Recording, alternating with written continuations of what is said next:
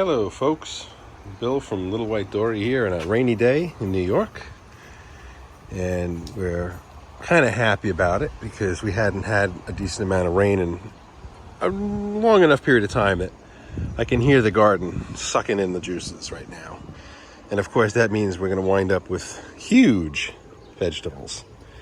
I have enough cucumbers out and ready on the cart for selling that I'm now looking at inventory on the vine that they're getting too big to stay here. I kind of have to figure out what I'm going to do. I wish I had a walk-in cooler that I could store these in. If I could keep them. Oh, look at the size of that one.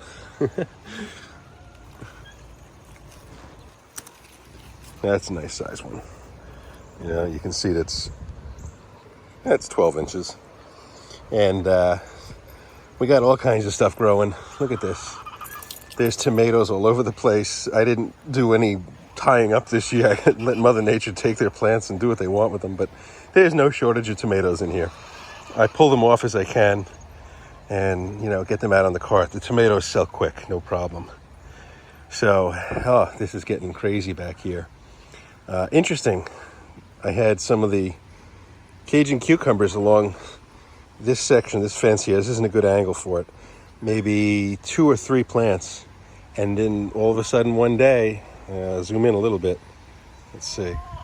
You can see it in the background there. They just went brown and died. They were going all the way up into the vines of the grapes. In fact, you can still see in the center there, those are the cucumber leaves. Maybe the rest of the plant's still good, but whatever's down here just died. Very quickly, too. I don't know what happened there. Now, I got all these things down here. Oh, answer to my question or my thought right now. I see something, and I'm going to zoom in.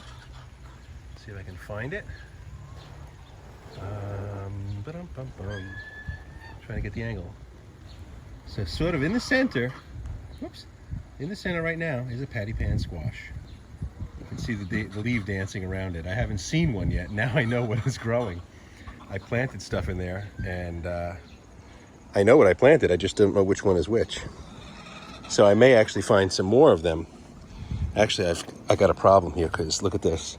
Gumbo has decided he likes cucumbers.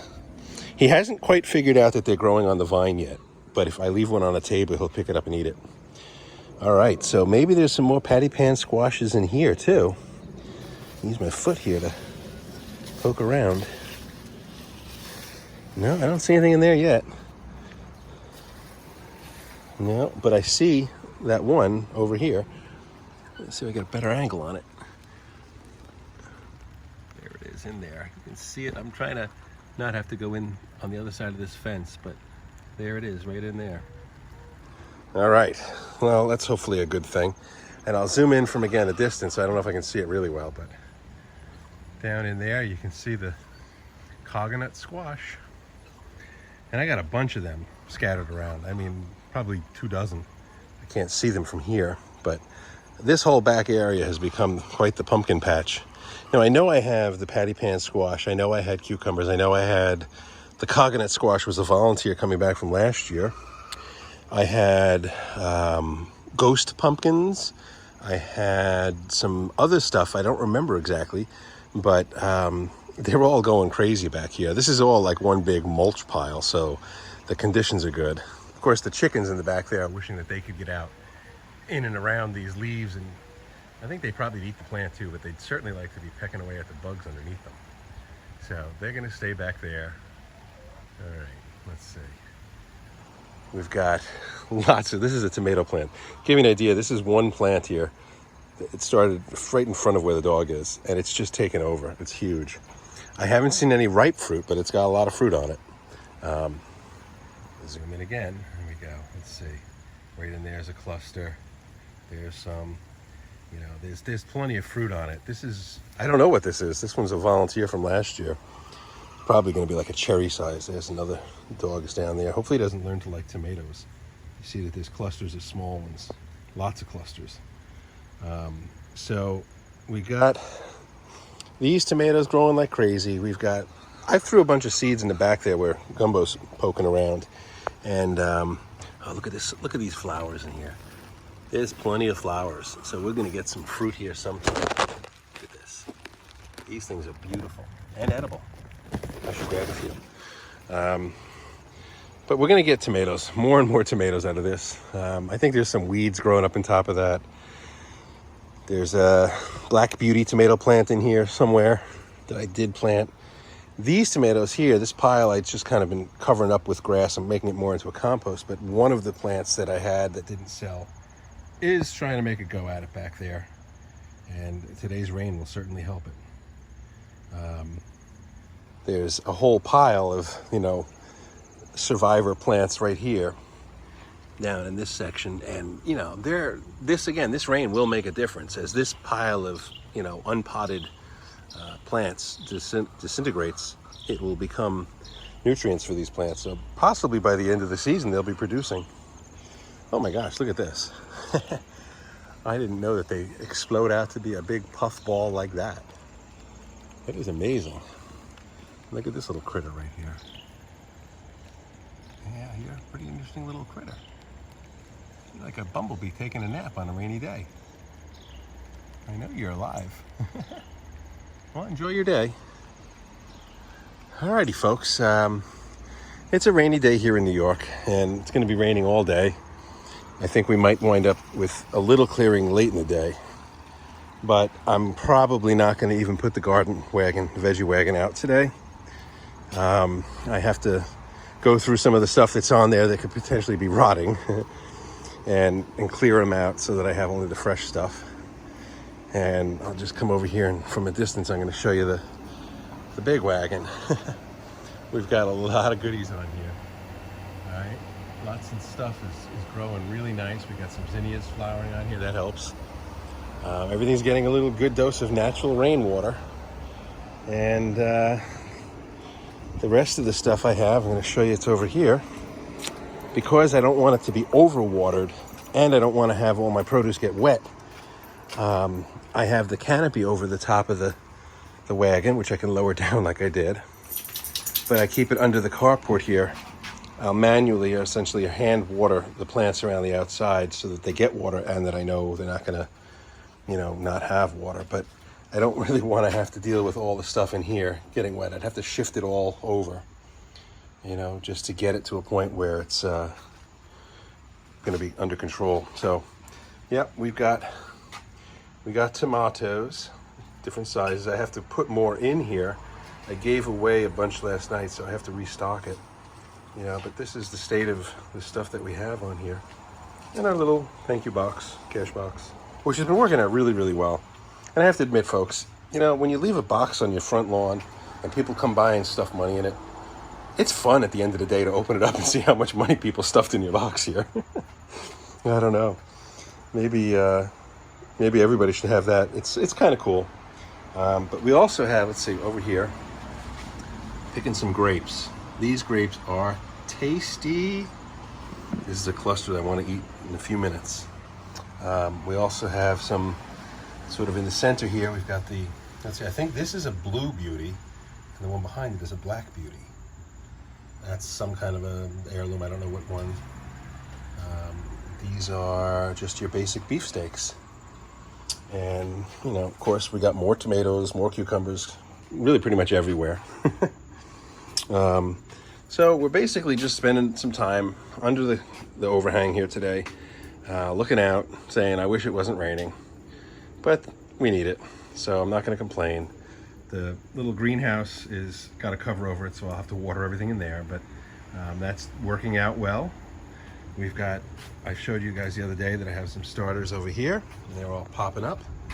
These are sunflowers, and yeah, there's ones there that have too many in one pot. I'll thin them out, and I'll put it into the pots that didn't germinate. Like this whole tray here is a different packet of seed, the same kind, but doesn't look like it's going to germinate. Now, in its defense, I think yesterday I noticed that it was saturated on the bottom, and it was probably too wet. We'll see. But there's plenty in here that I can take a few out of there, transplant them into here, and I'll get these to have sunflowers. These over here are primarily zinnias. Zinnias that were not looking real good, that I transplanted into individual pots, and they're starting to come along.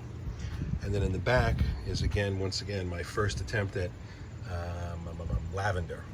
I hope that works. because I understand if I get that in the ground, it'll overwinter and maybe come back each year. All right, folks, 10 minutes of your life you can't have back. I appreciate you spending your time watching my videos. I don't really often say, subscribe, click, and do all that stuff, but by all means, if you're subscribed, if you're watching this, and you get to the end of this, I'd be curious to know who's watching. Drop me a line, say hello, tell me what you find interesting or what you find horrible. I'm curious, and if you want me to look into something or do anything else, I live on a crazy island. I'm more than willing to give you an idea as to how we do things here. Some things we do differently. But the backyard, we're happy, The back 40 is looking good. Everything's kind of in order. We did our one major clean out. I'm gonna go on the 10 minutes here. I can't stop talking. I did do a clean out, and it reminds me of one other topic I wanted to talk about. I've been playing around with solar for, at least 30 years now. And it goes back to my childhood fascination with electronics, and to the extent that I do play with solar on a regular basis. I'll give you an example of one right here. This is a small 10-watt solar panel. It's actually constructed very, very well, but it's a small system that is set up to keep my truck battery maintained.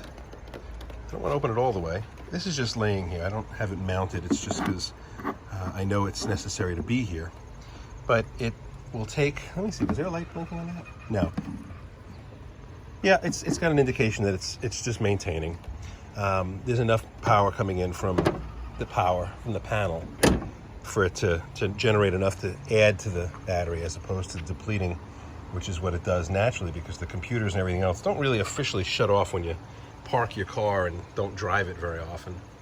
So this is maintaining my battery. And I would put it onto the camper, but that battery is inside the house on a maintainer as it is. So solar power. I've been involved with solar for quite a long time. Let me see if I have one of my panels over here. I'm going to do a quick demo. How's that? I'm also still carrying 3 cucumbers. I have to put them down somewhere. But inside my shed here, I think I have a panel that I used for experimentation. Let's see. Thought it was right over there. It's not. Where is it? Well, let's see. I'll even go a step further. I have other panels I can show you too. Rob the Sapper Gardener. There are solar panels, and then there are solar panels. This is an example. I'm going to just leave it here. An example of an older style. Okay, it does have basically everything you'd want to have in a good solar panel. It's got a great frame, glass cover. In the back here, you're going to see the connections, which I think on this one was just literally, yeah, it's like a PL something connector here, simple modular, Molenex. I'll go in close on the characteristics of this, and I'll read it. So this one is saying it's a 10 watt. The operating voltage this is essentially a low voltage, a 12 volt system panel. It's going to come up with, it says V-spec is 14.5 volts. It probably, does it give, yeah, so it's VOC, open circuit, 22 volts. When there's no load, you're not drawing any electricity on it. If you put a voltmeter on it, you should get somewhere up around 20 volts. When you start putting a load on it and drawing current, and this is saying short circuit, current short circuit. If you draw 900 milliamps out of this thing, you're going to wind up with a much lower voltage. Okay, so they're saying you'll get 14.5 volts at 690 milliamps. Does that make sense? I hope so. For those of you who are into solar, the trend these days is not to keep the systems working at such low voltages. Look at that, it's Port Jervis, New York. I can't believe this is actually made in USA. The newer ones you're going to find will put their panels in series and drive those voltages up to it's up to the hundreds of volts, potentially. And in doing so, you wind up with a system that is overall more efficient. But I'm looking around and I'm thinking, where the heck did I put the solar panel that I was looking to show you? But I have no idea. I'm just looking, where the heck is it? Into the dungeons here. Well, I guess it's somewhere else. I can't find it, but it's a more modern solar panel, but still, again, for low voltages, not not the new systems that we have, where they bring the voltages that you're working at up much higher. The reason for that is, again, the efficiency. We're just closing that. The systems will be more efficient if you have a higher operating voltage. Meaning, for instance, this is not exactly right, but just hear me out. If you take a system with solar panels and you drive the voltage of your solar system to up, say, let's say 150 volts, or even 110 volts, let's say that, then the process of getting your power from DC to AC isn't so difficult, or as difficult. You're really just getting that alternating current, not necessarily worrying too much about the conversion of voltage, stepping up or stepping down. So if you're starting out with a 12 volt system, at some point you got to step it up to 110 volts. That is an efficiency loss. The inverter will lose some power doing that. So you can buy lower voltage systems to put in cars. I'm going to turn this around and you can see my face.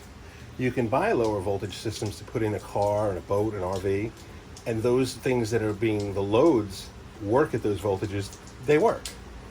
But sometimes you want to have, let's say, 110 volts. You can convert your low 12 volt systems through an inverter to get you the higher voltage AC. But you lose in conversion efficiencies, and you're going to wind up not having a whole lot of power at the higher voltage if you're starting with the lower voltage. And you'd have more power usable if you start with a higher voltage and maintain a higher voltage.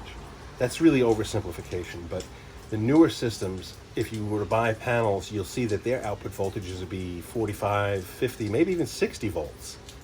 Then you can put two of them in series. Let's say two 60s in series, you'll get 120 volts potentially. You put them in parallel, you'll keep the voltage at 60, but you'll increase the amperage potential, or the wattage potential as well, but the amperage is really what you're going to be looking for there. So in 12 volt systems, amperage is a little more of a factor. More amps at a lower voltage can cause problems. You got to be careful. So the system's efficiencies are changed with the higher voltage, and for some people who would consider, let's say, a heat source or a load that would be a heater, it's like a dead load. Solar can do it, but it's not efficient. If you have sources of electricity that you can buy, it would be more practical to heat a space with that, because the size of your solar system to get the same heating would be possibly prohibitive. So, interesting. Solar is fun. It's like a rabbit hole. You start out small. It's like having a small boat. You only want a bigger boat. And the happiest day is when you sell your boat. The solar systems, you see people having them on their houses now for 10 to 20 years. They're starting to want to swap them out to more efficient systems or bigger systems. Those old panels are really useful. The life expectancy of them, I know they claim they have the 25, 30-year lives, but I've got panels that are older than that. The efficiencies might drop, but not to the point where they're not worth a few bucks to keep a backyard system doing something fun. So if anybody's got any questions about solar systems, I'm pretty well versed in a lot of it, and I'd be willing to tell you anything I can offer as far as help. And there you have it. My thoughts on solar, my thoughts on a rainy day. You all have a good time. I'm going to turn the camera around. Yep, it's still recording. I hope it was videoing me. And now it says I'm up on 18 and a half minutes that you can't have back. So you all have a good day now. Bye-bye.